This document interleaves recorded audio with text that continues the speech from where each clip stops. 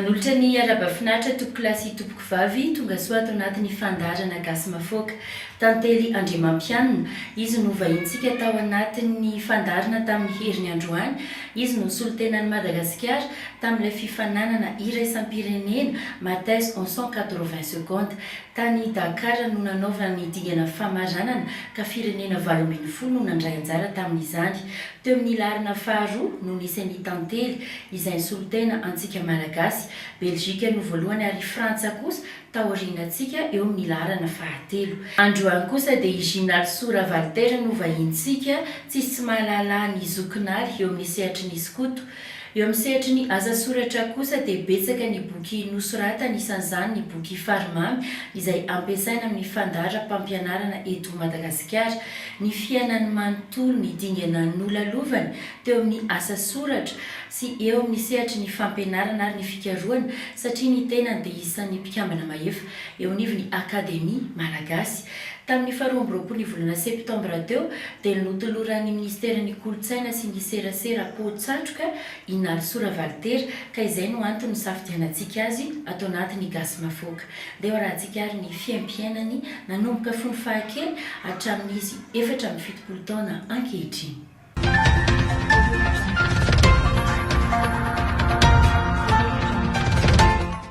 Izy no Rabenal Sora Valter Jean teraka tamin'ny 20 novambra 2017 tany Itsoroa no Mandidy. Ginal Sora Valter na i Benaina no anarana ahafantarana azy eo amin'ny sehatry ny kanto. Lisra Valter no vadiny izay mpanoratra toa azy ihany koa. Fony kely vao 7 taona monja dia efa nanomboka nanoratra i Nal Sora Valter. 7 taona dia efa nanoratra tany boky kira le fahatserovan'ny Anabavitra. Dia le nisoratako tamin'izany lasa heverin'ny olona fa hoe taka hoe souvenir tsy mba tsara no atolotroanao nefa kosa manambara ny fitiavako anao. Iny zany zay hatramin'izay. Fa araka ny 10 taona tao amin'ny sekoly Paul Mignol nisy fifaninanana tao amin'ny taona fahenina ny amin'ny mpanoratra dia zany nahazo voalohany dia nahazo ny anarana hoe poète de la classe. Dia taty amin'ny taona 17 zany hoe taty amin'ny 20 taona no tao amin'ny gazetier no nanoratako dia nanomboka teo tsy nijanona intsony fa misy fifaninanana samihafa. Nanomboka tamin'ny 17 nazokoloka any Conakry comité contre le racisme et l'apartheid dia 5 ny loka voalohany azoko hatramin'izay. Sekoly mpinoana protestanta no namolavolany Nal Sora Valter ho tia sy anandratra ny teny malagasy. Tao amin'ny LMS Anjorobe zay niova FJKM ankehitriny lycée FJKM ankehitriny rehefa tale tao amin'io toeran'io tany no namolavola ho tia sy ampiasa ny teny malagasy. Dia tao amin'ny sekoly Paul Mignol no namolavola hanoratra satria Paul Mignol moa fantatra fa tao daholo reo olomanga ny asa soratra rehetra Dox, Rady, Militante André Malala tao daholo. Anisan'ny volavolaina tao ny tenako satria nisy rivotra namolavola an'izany tao. Dia avy eo indray nianatra tany amin'ny lycée Galeny tany indray namolavola ho mpikaroko satria ny mpampianatra tany Rambelosoa amin'ny teny malagasy ary Bressan Ambany Gogel amin'ny philo tany izay manobesany ny ray kilasy. Mpanoratra manampahaizana i Nal Sora Valter. Izy no manana doctorat ès lettres nouveau régime voalohany. Tamin'ny voalohany aloha tao amin'ny droit, nanao droit 2 taona dia avy eo dia tao amin'ny lettres zay nazokony mampahaizana docteur ès lettres nouveau régime zany za nanao amin'ny teny malagasy voalohany indrindra ny doctorat zany ary anakiroa any zay amin'izao fotoana izao taty taona ity vao nanao le faharoa ary antonaiky fa mbola hitohy. Tsy nofihin'ny Nal Sora Valter ho azy irery ny fanomezam-pahasoavana ananany, niainany arabaky teny ilay tenin'ny Dox manao hoe nomeny ianao ka manomeza. Koa tsy nofihin'ny ho azy manokana ny fahaizany fa sekoly maro no ampianarany amin'izao fotoana izao ao ny lycée, ny sekolim-pinoana hatramin'ny université. Raisiko ilay voalazan'ny tonkalon'ny Dox hoe nomeny ianao ka manomeza mitorifa ny toriana. Araka izany nampianatra tao amin'ny sekoly maro tsy voatanisy dolo fa ny azoko lazaina zany zao de na raha my finoana akoatrany tsy miankina ny finoana de protestante katolika anglikana adventiste samy nampianarako dolo reo ary ny université maro a na teto a na tany Toliara am'izao fotoana zao a dia université na tsampampianarana ambony valo no andraisako anjara tany amin'ny lycée moa zany de ny malagasy sy ny filozofia no ampianariko fa any amin'ny ambaratonga ambony zany a dia manana taranja maromaro a akoatra ny littérature malagasy efa nampianatra ny sociolinguistique atao DEC zay ihany koa satria ny linguistique no azoko talohan'ny littérature raha ny licence no jerena raha ny fahaizana amin'ny asam-pianarana zany a dia mampianatra zany a ny role resaka ireo fa indrindraindrindra ny hay fanoratra na ny hay fandahatra le rhétorique zany l'art oratoire de ao anatin'izany koa ny communication ka ao anatin'ny communication io misy sampana maromaro indreny hoe rhétorique multimédia dia mampianatra an'izany a akoatr'izay a dia any amin'ny institut de formation pédagogique protestante manofandova mpianatra amin'ny sekoly FJKM dia andray misy resaka pédagogie ary indraindray aza de misy ny andragogie ihany koa zany no an'ny olon-dehibe reo zany ny sampianarana mpianarako zay azoko lazany hoe izarako ny traikefa arak'izany e koa moa science du tourisme sy ny science politique satria tao amin'ny tourisme mitambana taloha ny ministeran'ny kolotsaina sy ny fizahatany a ministeran'ny kolotsaina sy ny serasera dia nahazo traikefa teo a dia rehefa ananana moa ny traikefa eo amin'ny fikarohana de moramora koa ny fampitana sy ny fahaizana azak'izany fikarohana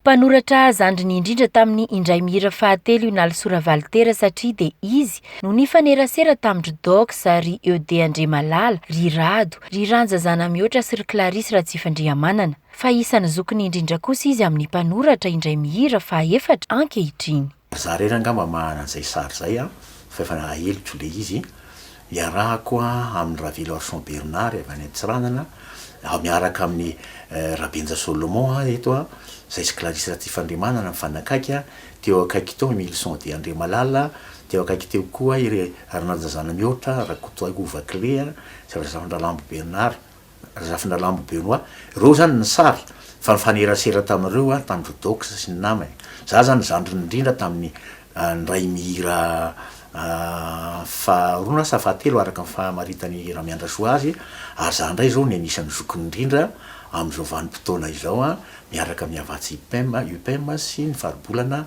sanatra noho izany zany zao a sady nanovo fahalalana sy traikefa tamin'ireo zokin'ireo a no mizara traikefa nreto zandriny reto anefa koa de lazaiko fa reto zandriny reto a de tena misy kintana misy mahay mihitsy a ary everitry fa ilana toanana lizy zay no mampatonga iaraka aminy a de anilazan'zareo hoe zokinaly. Nandalina manokana momba ny teolojia tao amin'ny fianarana teolojia ho an'ny laika na ny fitelahy ihany koa i Nalosora Valtera.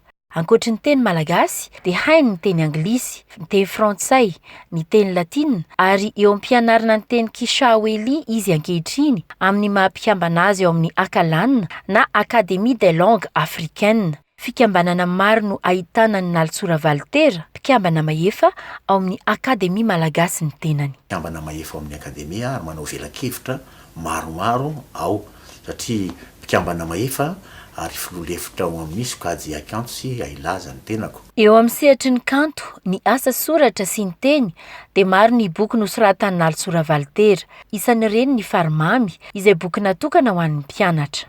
Ny Farimamy zany a niarahako tamin'ny mpanoratra Rabemilary Fanomezana, Ravelmanana Hermanina, Ramily Arson Henri. Hatrany taona fahaenina ka hatrany amin'ny taona faharoa ambin'ny folo io ary nianaran'ny ankizy mpianatra taloha. Totalin'ireo a dia 250 takila 250 zany misy an'izay. De nakambanay moa izy an'ity hoe ty zany hoe Farimamy tantely. Ato zany ny taona fahaenina ka hatramin'ny taona fahasivy. Tsy netiko eto moa fa azo atao koa hoe Farimamy a matoy taona folo ka hatramin'ny faharoa ambin'ny folo zany hoe seconde ka hatrany amin'ny terminal. Momba ny littérature, ny tantaran'ny littérature izy ty ary vo eniko moa zany zao fa te hoe to ampidirina ao anatin'ny fandaharam-pianarana ny klasy famaranana manomboka zao ny farimamy klasy famaranana. Na dia efa efatra amby 70 taona azy Inaly Soravaltera amin'izao fotoana izao dia tsy mitsahatra manoratra. Boky anankiroa no nosoratany ary nivoaka vao tsy ela akory dia ny Mavana sy ny Ambony Rahona.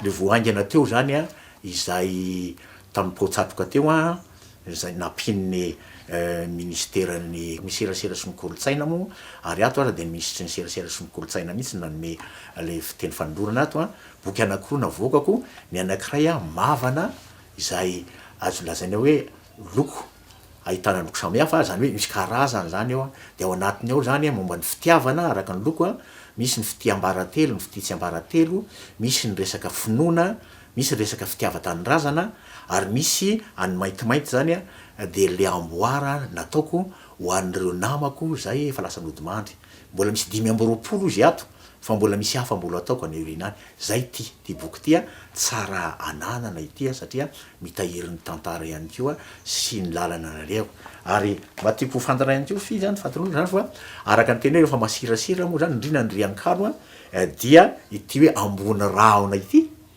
riankalo ty a nosoratany Benaina. Le Benaina moa dia araka le teniko teo hoe ilay kambanamiko angamba araka ny fitenenana zany a fa anarana ifampiantsoana tao amin'ny klassemandrony Paul Minol io Benaina io a ary efa vanivany a resaka masirasira dia izay ty. Maro ny sangan'asany Inaly Soravaltera. Efa nanoratra bande dessinée ihany koa ny lehilahy fahiny.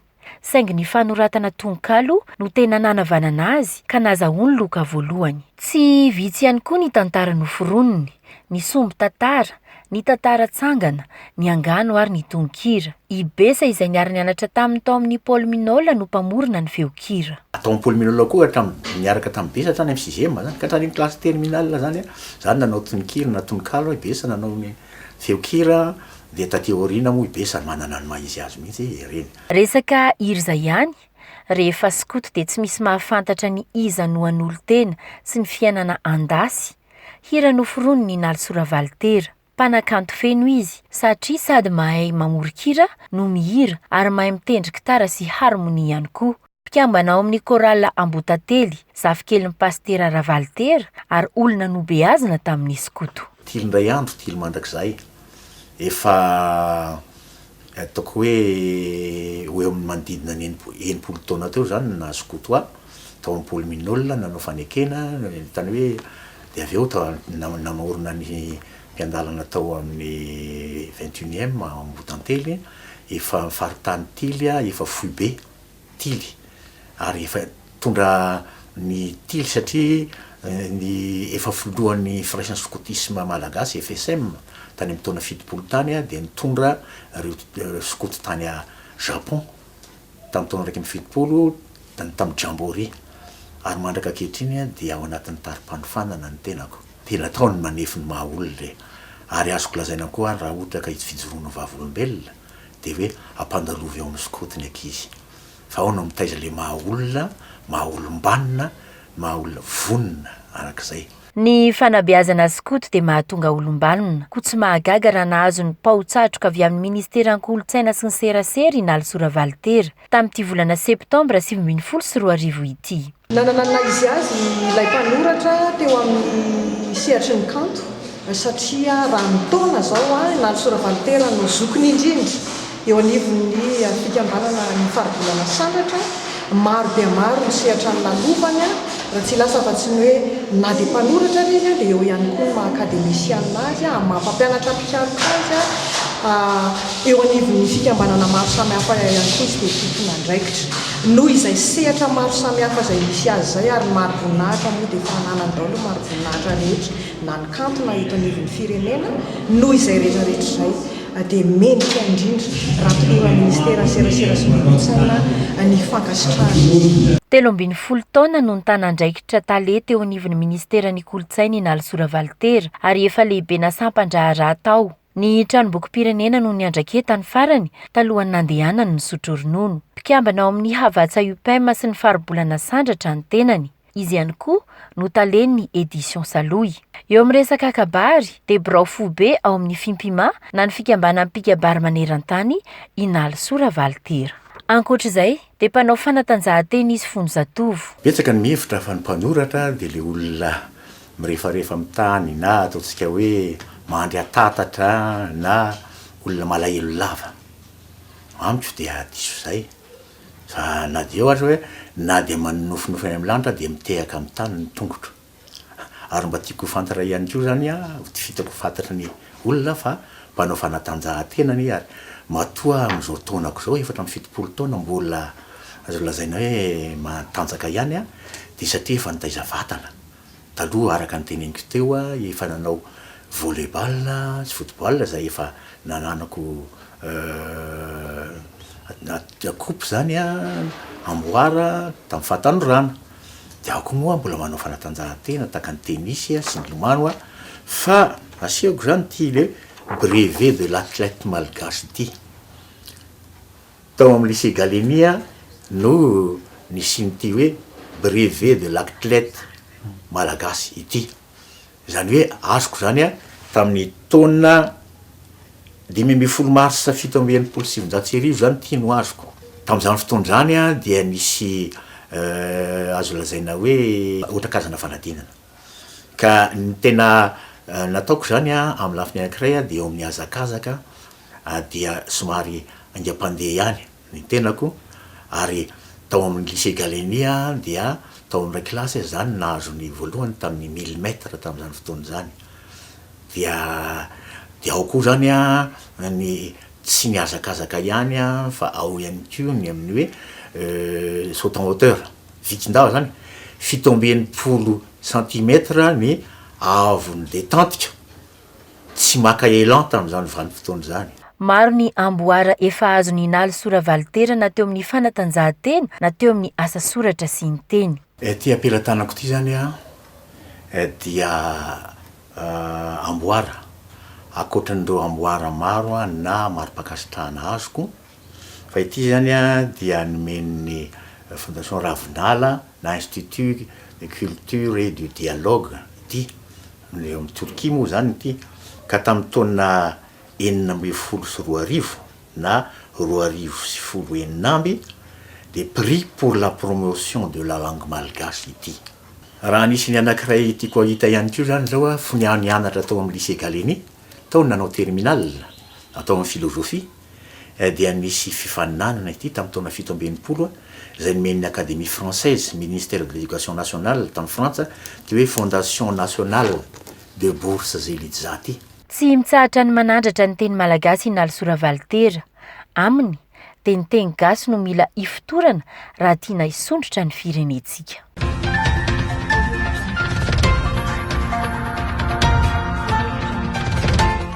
Ny kelikely tiako ampitaina angamba aloha dia voalohany indrindra dia izao ampianarina ny zanaka.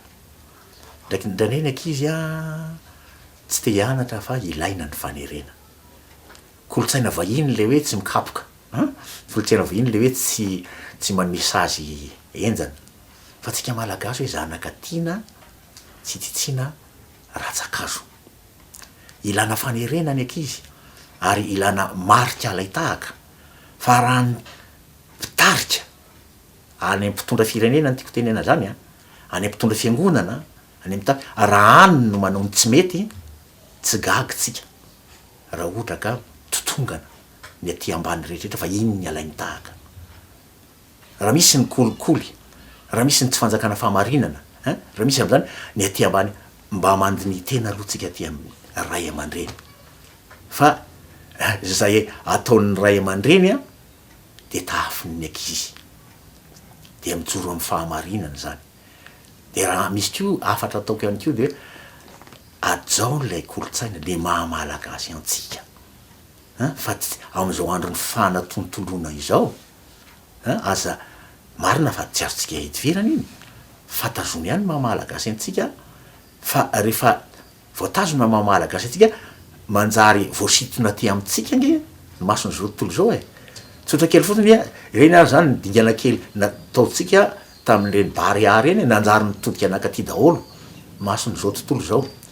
reny a dingana ataontsika reny na silamo aza de aty amintsika nisy nahazo nitodika aty amintsika ary aokotsika ireare amin'ny maha malagasy antsika de asanatra miteny malagasy fantaro ny tantara ny Madagasikara ary mahireza mamaky boky fitiavana boky fa ao anatin'ireny boky reny na nyvosatsika lalana na io aza ny teknôlôjia avolenta zay hitatsika eny a dia tsy misy mahasolo ny boky ary ny boky arakaraky ny mahantitra azy ny hitahirizany fahendrena tsy hitanoano karoka ny tenako nefa lazaiko fa ao anatin'ireny boky tranainy reny nefa lasa lavitra no isika am'izao vanim-potoana zao zay ny afatro ary de ny afatro koa anakiraiky io a raisiko a lay afatra nataony professeur Rakotorapotsimamanga tamiko tam'izay tao amin'ny akademia samboky akademisianina moa zay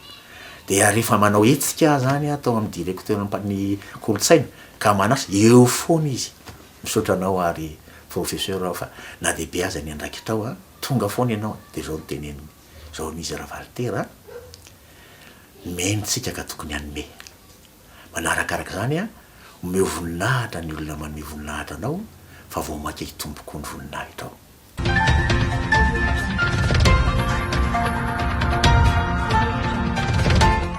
tapitra ny fiarahantsika androany akasitrana fenanao nanaraka ny fandarana hatramin'ny farany raha te androso ny firenena araka izany dia mazotoa mamaky boky ary ho antsika ray aman-dreny dia tezao ny ankizy dia ny kely hamaky boky fa sady manitatra ny fahalalana iny no manome fahendrena ihany koa dia mametraka ny veloma finaritra tompokilasy tompoko vavy